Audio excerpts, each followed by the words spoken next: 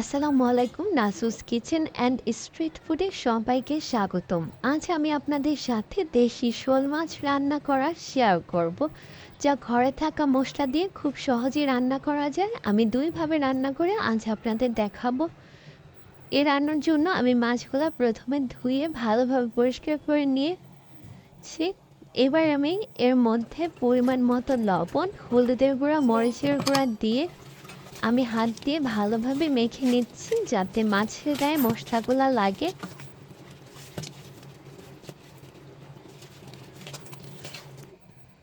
মশলা মাখানো হয়ে গেলে আমি কড়াইতে তেল দিয়ে দিয়েছি। তেলটা যখন গরম হয়ে এসেছে, মাঝারি আঁচে রেখে আমি এখানে মাছগুলো এক এক করে দিয়ে দিচ্ছি। আমি মাঝারি আঁচে মাছগুলো ভাজবো। আমার মাছগুলো এক পাশ যখন হয়ে গেছে আমি উল্টে দিচ্ছি। আমি এই মাছ ভোনার জন্য 5 পিস মাছ নিয়েছি।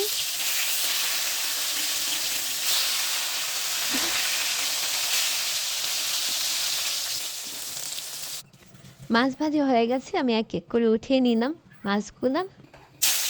এবার আমি মাছ ভাজার তেলে অর্ধেকটা এই রান্নাটা আমি ইউজ করবো। এখানে আমি তেলটা দিয়ে দিলাম। তেলের মধ্যে আমি আধা কাপ পরিমাণ পেঁয়াজ, 1 চামচ পরিমাণ আদা রসুন বাটা দিয়ে ভাজা ভাজা করে নিচ্ছি। তারপরে আমি দিয়ে দিলাম এখানে পানি, অল্প পরিমাণ পানি দিয়ে এখানে আমি 1 চামচ পরিমাণ হলুদ, মরিচ, ধনিয়া গুঁড়া, সামান্য পরিমাণ লবণ দিয়ে নিলাম। দিয়ে আমি নাড়াচাড়া করে নিচ্ছি। লবণটা আপনার পরিমাণ মতো দিয়ে নেবেন। এবার আমি এখানে পানি দিয়ে দিচ্ছি। এই পানিতে মশলাটা কষাবো। এবার আমি ঢাকনি দিয়ে ঢেকে দিলাম। ঢাকনি উঠিয়ে মশলাটা নাড়াচাড়া করে নিচ্ছি। মশলাটা যখন তেল তেল উঠে আসবে তখন আমার কষানো হয়ে গেলে এবার আমি পানি দিয়ে দিলাম। এই পানিতে মাছটা রান্না করবো। ঢাকনি দিয়ে ঢেকে ঢাকনা উঠিয়ে আবার নাড়াচাড়া করে নিচ্ছি। যখন মশলাটা ঘন হয়ে এসেছে আমি এক এক করে মাছগুলা দিয়ে দিচ্ছি। আমি পানিটা বেশি থাকা অবস্থাতেই মাছগুলা দিয়ে দিলাম যাতে মশলাগুলা মাছের গায়ে লাগে। দিয়ে একটু নাড়াচাড়া করে নিলাম। এখানে আমি কাঁচামরিচগুলা দিয়ে দিলাম। দিয়ে ঢাকনি দিয়ে ঢেকে দিলাম। ঢাকনি উঠিয়ে মাছগুলা আবার নেড়ে দিচ্ছি যাতে মশলাগুলা এক পাশ থেকে আরেক পাশে লাগে। আপনারা ঝোল যেমন রাখবেন ওই রকম দেখে আপনারা নামিয়ে ফেলবেন। আমি একটু শুকিয়ে তার মধ্যে আমি আধা চামচ পরিমাণ জিরা গুঁড়া দিয়ে একটু নেড়ে নিচ্ছি। আমি মাখা মাখা ঝোল রাখবো, তার জন্য আমি একটু শুকিয়ে এবার আমি পরিবেশন করে নিলাম। এই রান্নাটা গরম ভাতের সাথে খেতে দারুণ লাগে।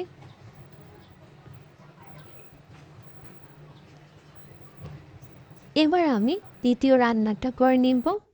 প্রথমে আমি তেলটা যখন গরম হয়ে এসেছে মাঝারি আঁচে রেখে পেঁয়াজগুলো দিয়ে দিলাম। পেঁয়াজগুলো একটু ভাজা ভাজা হয়ে গেছে, তার মধ্যে আমি দিয়ে দিলাম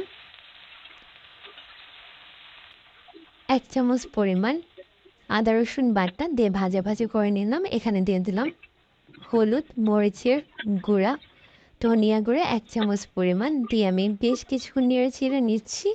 মশলাটা যখন ভাজা ভাজা হয়ে যাচ্ছে তখন আমি পানি দিয়ে দিলাম। খেয়াল রাখবেন মশলাটা যাতে না পড়ে। মশলা দিয়ে আমি ঢেকে দিয়েছিলাম। ঢাকনি উঠিয়ে আমি একটু নাড়াচাড়া করে নিলাম। এবার আমার মশলাটা কষানো হয়ে গেছে, তার মধ্যে পানি দিয়ে আবার আমি ঢেকে দিয়েছি। ঢাকনি উঠিয়ে যখন মশলাটা ঘন হয়ে এসেছে তার মধ্যে আমি মাছ দিয়ে দিলাম এক এক করে। মাছ দিয়ে একটু বেশ কিছু নেড়ে চেড়ে আমি এবার ঢাকনি দিয়ে ঢেকে দিলাম। মাছটা যখন সিদ্ধ হয়ে এসেছে তখন মাছটা আমি একটু ভালোভাবে নেড়ে চেড়ে একটু ভেঙে দিচ্ছি। আমি একটু ভাঙা ভাঙা করে এই রান্নাটা করব। এবার দিয়ে দিলাম কাঁচামরিচ।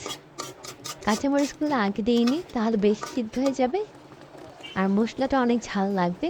তো এবার আমি 1 চামচ পরিমাণ জিরা গুঁড়া দিয়ে আমি নেড়ে চেড়ে নিলাম।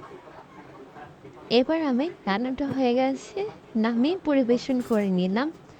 এতক্ষণ আমার সাথে থাকার জন্য ধন্যবাদ। আল্লাহ হাফেজ।